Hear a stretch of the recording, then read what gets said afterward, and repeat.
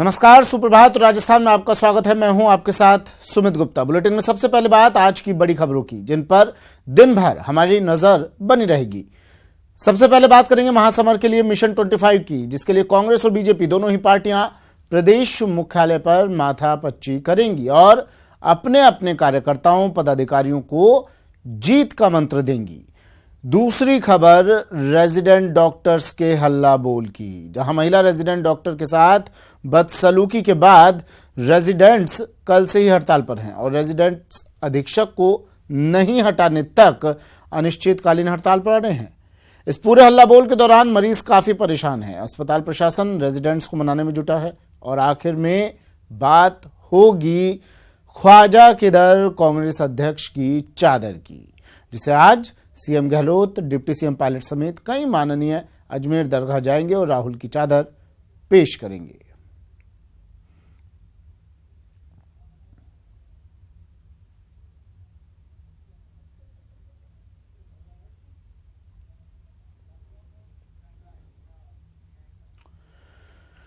कांग्रेस की चुनावी रणनीति पर बैठक 2 बजे पीसीसी में, समन्वय समिति की ये बैठक होगी। पीसीसी में 2 बजे ये बैठक होगी। प्रदेश प्रभारी अविनाश पांडे ये बैठक लेंगे। मुख्यमंत्री Ashok Gehlot, deputy CM pilot समेत समिति के सदस्य इसमें मौजूद रहेंगे। सभी मंत्री, संगठन जिला प्रभारी भी बैठक में मौजूद रहेंगे। बैठक में चुनाव प्रचार और नेताओं के दौरों पर चर्चा होगी।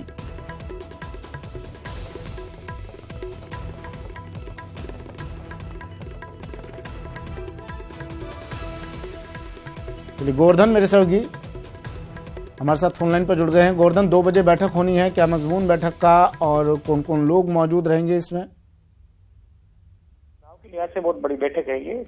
कोऑर्डिनेशन कमेटी की बैठक है, जिसमें सारी जो कमेटियों का कामकाज है वो तय किया जाएगा और खासतौर से चुनाव अभियान पे मोहर लगेगी। कल जो बैठक करके और कांग्रेस कैंपेन कमेटी ने जो कैंपेन की रूपरेखा बनाई थी, उस पर वही आज कोऑर्डिनेशन कमेटी मोहर लगाएगी। कौन कहां प्रचार करेगा, कितने दिन और कैसे प्रचार करना है, मुद्दे कौन से होंगे, चुनाव प्रचार सामग्री का कैसे इस्तेमाल किया जाना है, किस नेता की कहां पे ड्यूटी लगाई जानी है, ये सारी चीजें आज कोऑर्डिनेशन कमेटी की बैठक में तय होगी। इस बैठक की अध्यक्षता है वो प्रभारी अविनाश पांडे करेंगे और करीब 50 से ज्यादा नेता इस बैठक में मौजूद रहेंगे, क्योंकि सीएम और डिप्टी सीएम के अलावा सारे मंत्री और संगठन प्रभारी हैं वो भी इस बैठक में मौजूद रहेंगे। तो चुनाव के लिहाज से काफी निर्णायक और अहम बैठक इस बैठक को माना जा रहा है। जी बिल्कुल, उस रास्ते पर भी बात होगी गोवर्धन, जिस रास्ते पर चलकर मिशन 25 को हासिल करना है, उन मुद्दों पर भी बात होगी जिन मुद्दों को लेकर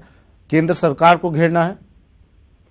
बिल्कुल, उन मुद्दों पर जरूर बात होगी और मुद्दों के जरिए किस तरह से चुनाव प्रचार के दौरान और अभियान के दौरान बीजेपी को घेरा जाना है, केंद्र सरकार को घेरा जाना है, उन पर भी बात होगी। जो तीखे नारे गड़े हुए हैं, उन नारों का कैसे इस्तेमाल प्रचार के जरिए भी और प्रकाशन सामग्री के जरिए इस्तेमाल करना है, उन सब बातों पर इस बैठक में चर्चा और रणनीति तय होगी।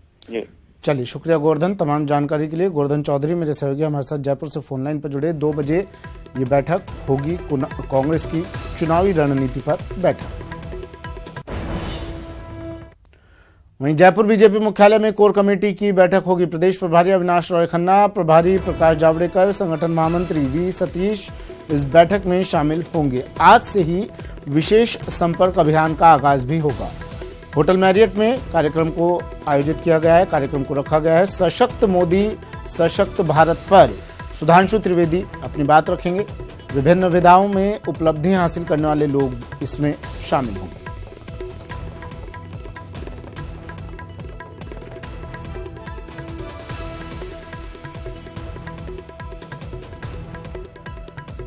सुधीर मेरे सहयोगी हमारे साथ फोनलाइन पर जुड़ गए हैं। सुधीर, बीजेपी मुख्यालय में कोर कमेटी की बैठक कितने बजे बैठक होनी है, क्या जानकारी?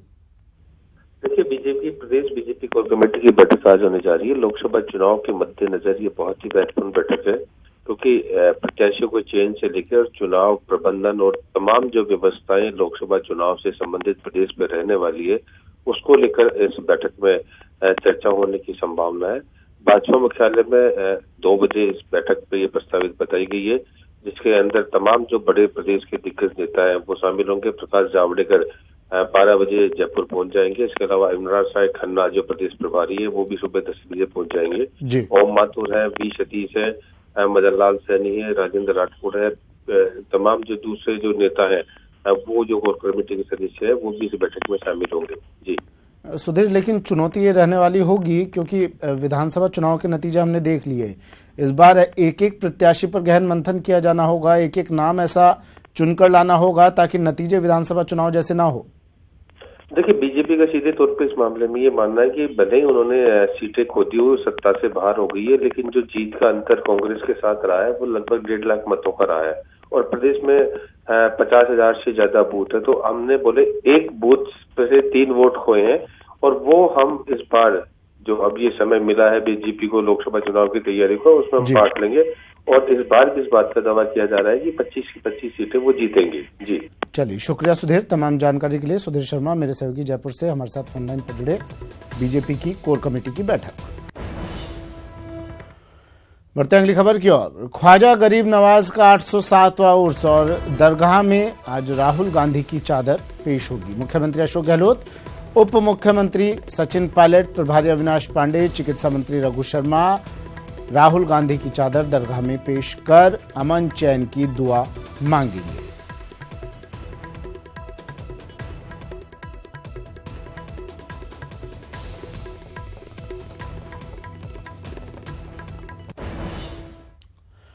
अब की बार क्या शौर्य से होगी सियासी नैया पार?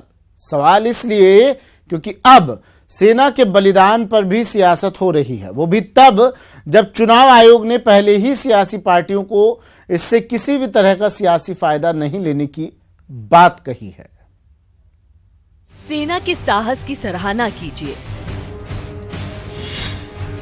उनके बलिदान को नमन कीजिए, मगर सियासत मत कीजिए। चुनाव आयोग के साफ साफ सभी सियासी दलों को निर्देश है, लेकिन जमीनी हकीकत क्या है जरा वो भी देख लीजिए। बीजेपी सांसद रामचरण बोहरा के इस पोस्टर को देख लीजिए। सेना के शौर्य को सलाम कर रहे हैं, लेकिन इसके जरिए सियासत से भी नहीं कतरा रहे।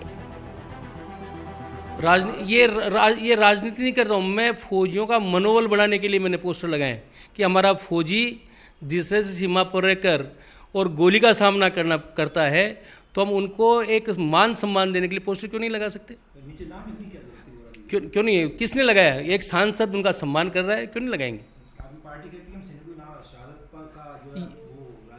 नहीं, ये कोई राजनीतिकरण नहीं है, ये फौजियों का सम्मान की बात है, ये राजनीतिकरण नहीं है। सियासी पंडितों की माने तो इस बार रामचरण बोहरा की डगर आसान नहीं है।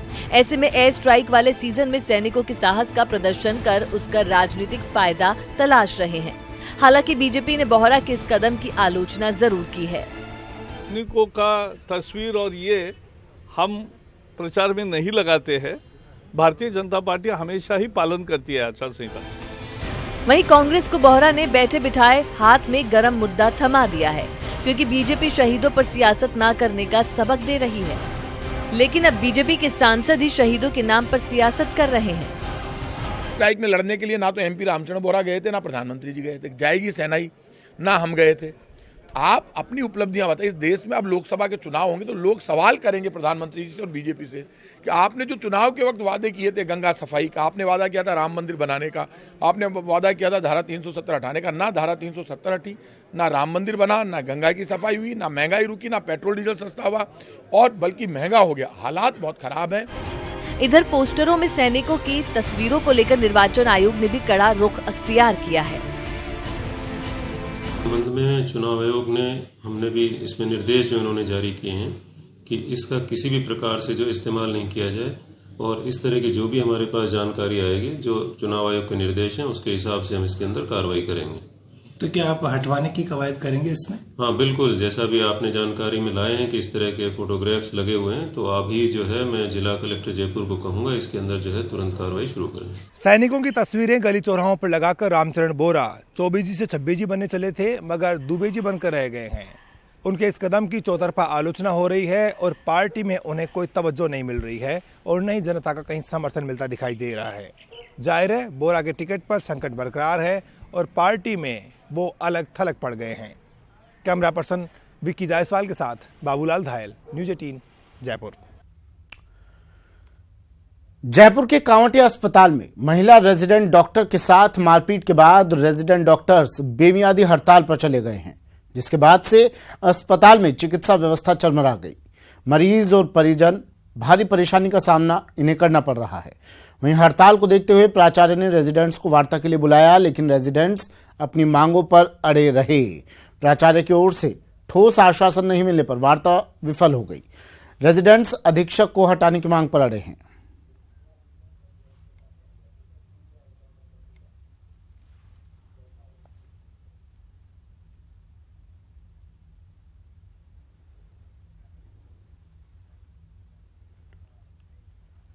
वहीं भीलवाड़ा में राजीव गांधी ऑडिटोरियम के पास एक निजी अस्पताल के डॉक्टर के साथ मारपीट के विरोध में सभी निजी अस्पताल आज बंद रहेंगे। जानकारी के मुताबिक भंसाली हॉस्पिटल में MLV कॉलेज के पूर्व छात्र संघ अध्यक्ष टीकम चंद जाट अपने साथियों के साथ पहुंचा। इस दौरान किसी बात को लेकर उसके अस्पताल के डॉक्टर मनीष भंसाली से बहस हो गई, जिसके बाद टीकम चंद ने अपने दोस्तों के साथ मिलकर डॉक्टर की जमकर पिटाई कर दी। इस दौरान बीच बचाव करने आई एक नर्स के साथ भी बदसलूकी हुई, जिसके विरोध में Indian medical association Bhilwara chapter ने बंद का आह्वान किया है।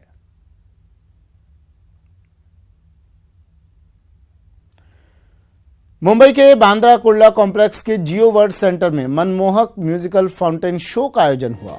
शो की शुरुआत गणेश वंदना से हुई, जिसमें RIL के चेयरमैन मुकेश अंबानी और रिलायंस फाउंडेशन की चेयरपर्सन नीता अंबानी भी मौजूद थी। धीरूभाई अंबानी स्क्वायर में संगीत के साथ रंग बिरंगे फव्वारों के शानदार शो को भारतीय सेना और पुलिस के जवानों के परिवारों को समर्पित किया गया।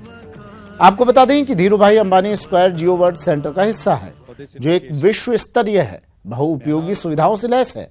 इस स्क्वायर का उद्घाटन रिलायंस फाउंडेशन की चेयरपर्सन नीता अंबानी ने पिछले हफ्ते 7 मार्च को किया था, जिसमें अलग अलग संस्थाओं के 2000 बच्चों ने खाने के साथ म्यूजिकल फाउंटेन का लुत्फ उठाया था।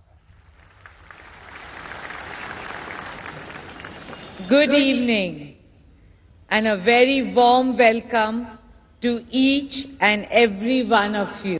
Let us all invoke Lord Krishna and seek his blessings. Jai Shri Krishna, Jai Hind. Bharat की मिट्टी में भक्ति भी है और शक्ति भी। आज दुनिया में ऐसी कोई ताकत नहीं जो हिंदुस्तान की ओर बुरी नजर से देखने की हिम्मत करे।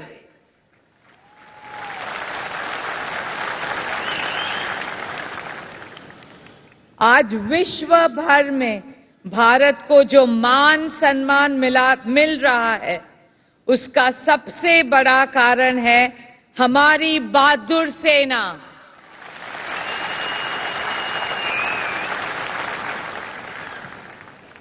Your courage, your bravery, your ultimate sacrifice keeps our nation and our families safe every day. The Ambani family and the entire Reliance family salutes our forces and your families. खबर आ रही है पाली से, जहां एक सड़क हादसा हुआ है। ट्रक और कार की जबरदस्त भिड़ंत, हादसे में एक की मौत, 3 लोग घायल हुए हैं। पाली के सोजत थाना क्षेत्र की ये घटना है। बता दें आपको, पाली जिले के सोजत थाना क्षेत्र में एक ट्रक और कार में भिड़ंत हो गई। हादसे में कार में सवार एक युवक की मौत हो गई, वहीं 3 लोग गंभीर रूप से घायल हो गए। सूचना पर पुलिस मौके पर पहुंची और घायलों को अस्पताल में भर्ती करवाया।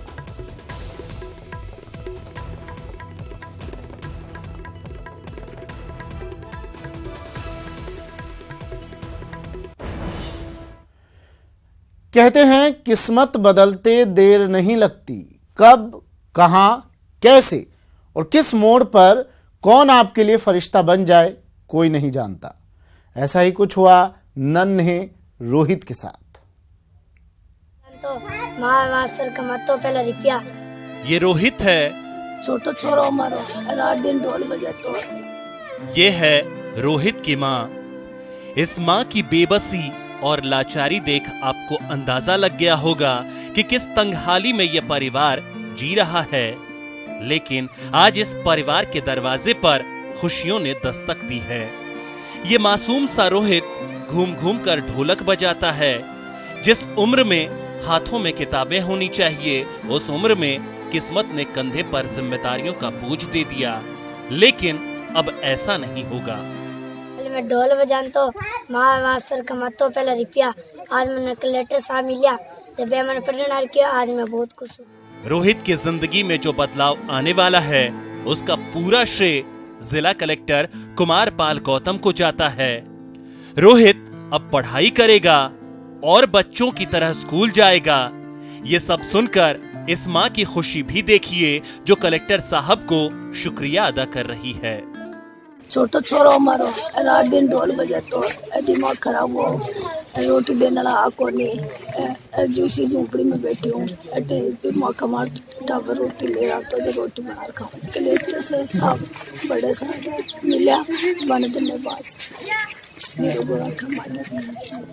दरअसल बीकानेर कलेक्टर कुमार पाल गौतम नोखा पहुंचे थे, जहां उनकी नजर इस मासूम रोहित पर पड़ी, जो जीवन यापन के लिए इस नन्ही सी उम्र में ढोल बजाकर पैसे कमाता है।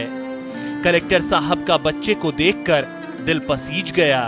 उन्होंने बच्चे की पढ़ाई लिखाई की पूरी जिम्मेदारी एक स्कूल को दिलवाई। एक बालक था जो ढोल बजाकर अपना जीवन यापन करता था, छोटा बालक। उसके बारे में जिला कलेक्टर को अवगत करवाया गया। जिला कलेक्टर साहब ने तुरंत ही उसके पढ़ाई के लिए बीओ को बुलाकर आरटी में किसी अच्छे स्कूल में उसका दाखिला करवाने बाबत निर्देश दिए कि एक बच्चा जो ढोल बजा रहा है तो उसको भी शिक्षित करने के लिए कलेक्टर साहब ने निवेदन किया, तो हमने सहर्ष उसको स्वीकार कर लिया कि हम उस बच्चे को शुरुआत से लेकर क्लास 12 तक शिक्षा में पूरा उसको ये करेंगे और पूरा स्कूल की तरफ से निःशुल्क उसको शिक्षा प्रदान करेंगे। रोहित को एक बहुत बड़ा मौका मिला है सुनहरा भविष्य बनाने का। उम्मीद है वो अपना भविष्य रोशन करेगा। साथ ही जरूरत है कि रोहित जैसे और भी जो बच्चे हैं उन पर भी किसी की नजर पड़े और उनके भी दिन बहुरे। न्यूज़ 18 राजस्थान के लिए बीकानेर से रवि बिश्नोई की रिपोर्ट। मरुधरा को सूखे और कांटों वाली जमीन से पहचाना जाता है, लेकिन अब यही पहचान सतरंगी रंगों से लबरेज नजर आएगी।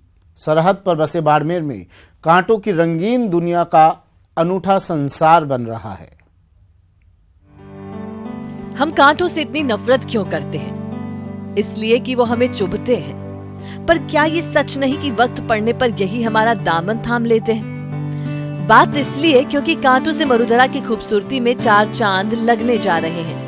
बाड़मेर के स्मृति उद्यान में बने कैक्टस गार्डन में अब कांटों की दुनिया गुलजार होने जा रही है, जो फूलों की रंगत को भी मात देती नजर आएगी। जहां लोगों को विभिन्न जानकारी देने के लिए हम जब इतना प्रयास कर रहे हैं, तो क्यों न कैक्टस की जानकारी लोगों को पहुंचाने के लिए, क्योंकि कैक्टस भी एक बहुत ही यूनिक पेड़ है और एक प्रजाति ऐसे हैं जो बहुत ही संख्या में पाई जाती है, लेकिन हमको ज्ञान नहीं है इस बात का। राजस्थान के अपनी तरह के इस पहले कैक्टस पार्क में 200 से अधिक प्रजाति के 700 पौधे लगाए गए हैं। पार्क की जरूरत इसलिए भी बढ़ जाती है क्योंकि कैक्टस को लेकर लोगों में तमाम तरह की गलत धारणाएं हैं। कंटीला होने से लोग इसे अपशगुन मानते हैं, जबकि वास्तविकता इसके बिल्कुल उलट है। Cactus carbon dioxide, carbon mono जैसी हानिकारक गैसों को अवशोषित कर लेता है। इसमें लगभग 180 प्रजाति के कैक्टस हमारे पास, खाली कैक्टस में नहीं कहूँगा, 180 प्रजाति के कैक्टस है, ग्राफ्टेड कैक्टस है, सकुलेंट्स है और यूफोर्बिया के स्पीसीज हैं काफ़ी सारे। तो ये मिला के कुल मिला के हमारे पास 780 के आसपास पौधे कुल हैं। वन विभाग की कड़ी मेहनत से तैयार इस कैक्टस पार्क को जल्द ही आम जनता के लिए खोल दिया जाएगा, ताकि लोगों को अपनी तरह की नई और अनूठी दुनिया से न केवल रूबरू होना बल्कि कुछ सीखने का भी मौका मिलेगा। न्यूज़ 18 राजस्थान के लिए बाड़मेर से प्रेमदान देथा की रिपोर्ट।